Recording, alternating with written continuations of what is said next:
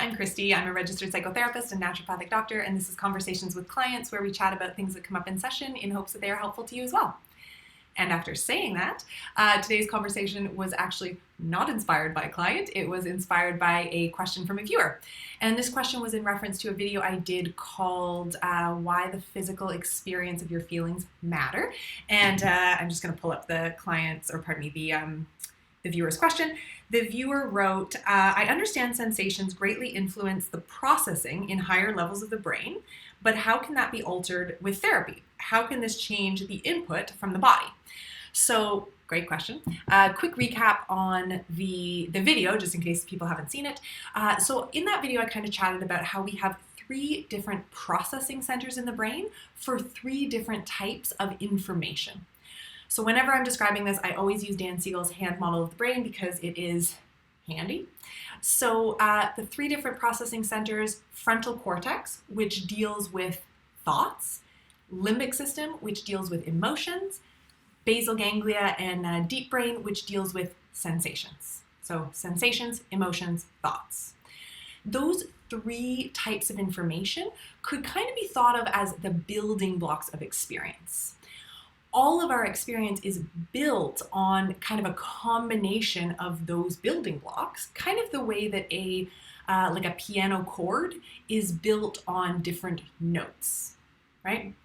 So in that video, I talked about how of those 3 types of information, thoughts, emotions, sensations are really the heavyweight.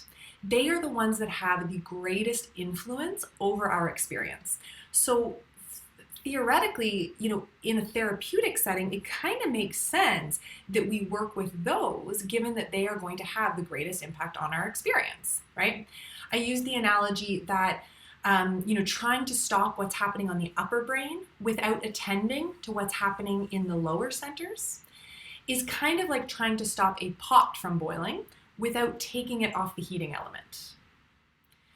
And so the viewer's question was kind of like, great, and how do you do that? Which, fair. So to answer that question, I'm going to use an example. I'm going to use a relatively straightforward example just to make it simple so you can see the process. But the process holds for much more complex psychological experiences.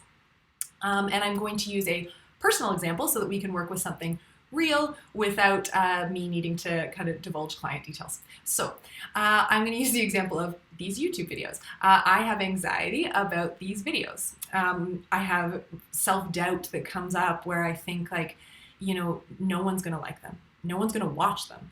Worse, people are going to watch them and think I'm stupid. They're not going to be helpful, right? So if we think about that in terms of the building blocks of experience, that's a lot of thoughts.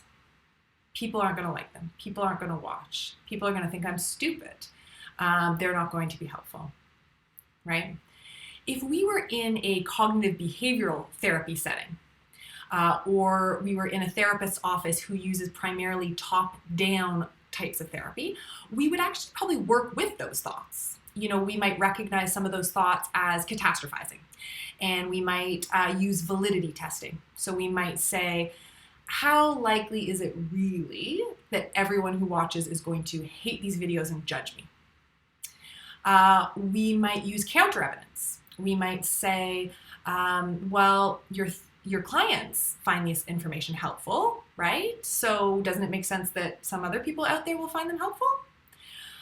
We might use strategies and interventions that work on the thoughts level and work directly with the thoughts. However, since we are not in a cognitive behavioral therapy setting, we are in a therapist's office who primarily works bottom up, we're much less likely to work with the thoughts in that way.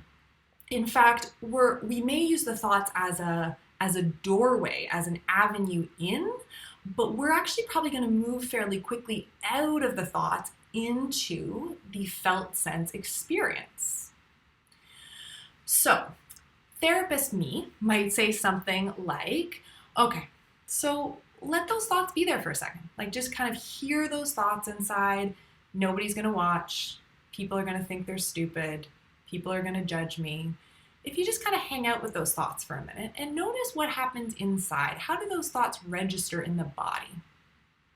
So therapist me is starting to direct client me's attention to what's happening at those lower levels, to what's happening at those building blocks of experience.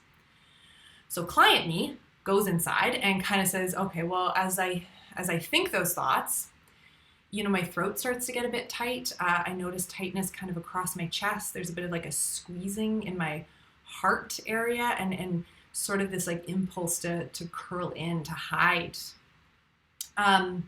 Client me is fairly good at dropping into the physical, into the felt sense experience because she's been doing it for a while. But if she wasn't, therapist me might start to sort of ask questions to sort of help client me get into that realm. So therapist me might ask like the location, like where is it? Where do you feel it? And is it kind of superficial, like close to the surface, or is it deep inside? Is it like centralized or more to the front of the body or the back or to some side? Therapist me might ask questions about the type of sensation, like is it a tension? Is it a pressure? Is it a heaviness? Is it an activation?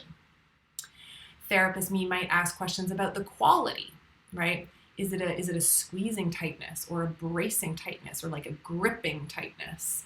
Is it like warm or cool? Does it have a temperature? Is it kind of neutral? Is there movement to it? Like does it pulse or throb or vibrate or is it really still?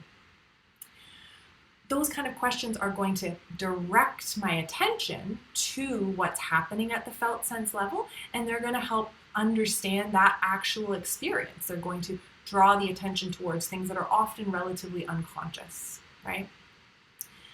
So two things are really happening.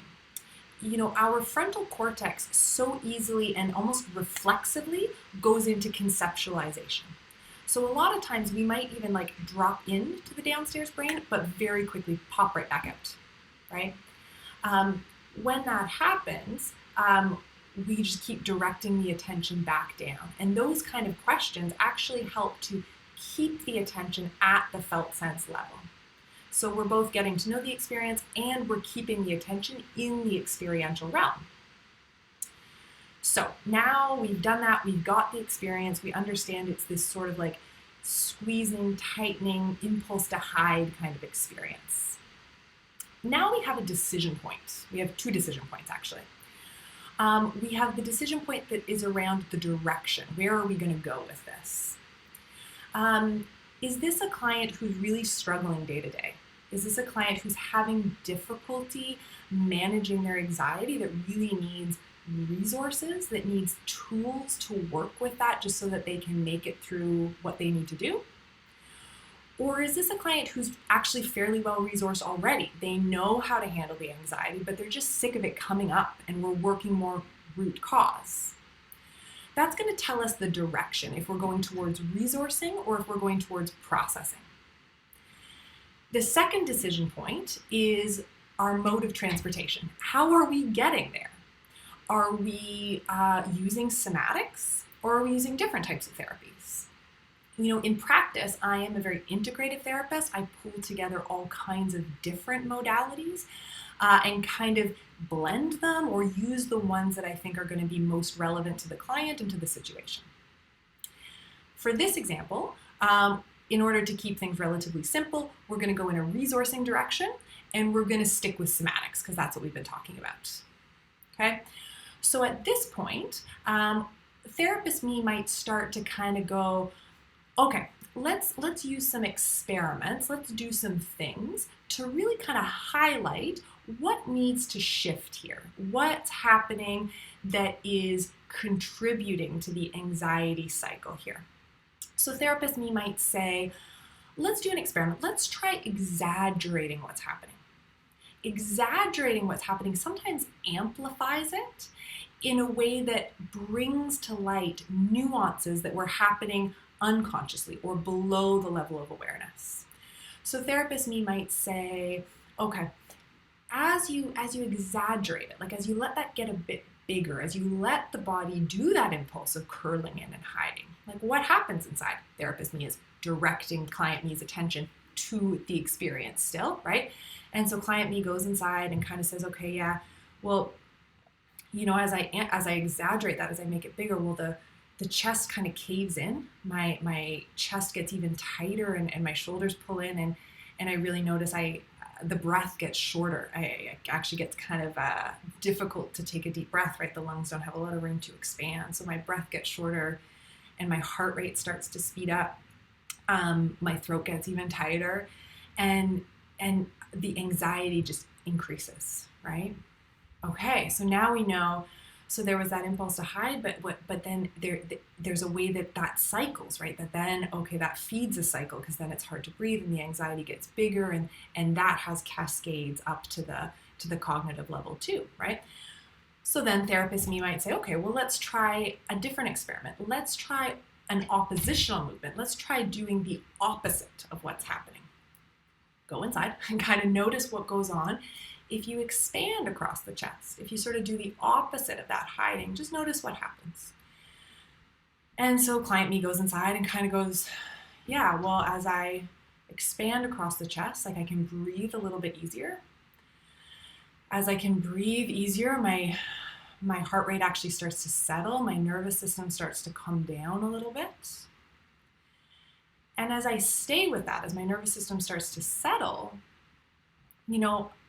those thoughts about whether people are going to think I'm stupid, whether people are going to like what I put out there, they're not quite as distressing.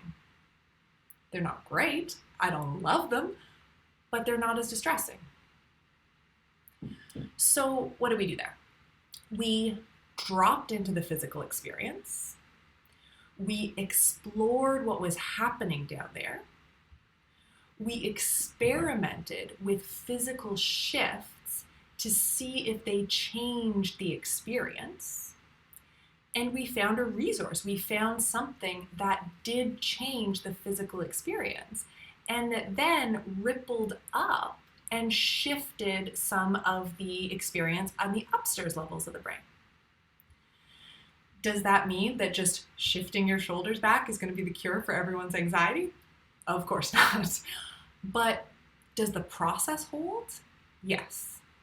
If we can shift into the felt sense experience, if we can figure out what's happening down there, and then find out what needs to happen to shift the experience, we can change what's happening at upper levels of the brain. Okay? So that's what it would look like to work with the sensations of an emotional experience of anxiety in a somatic way.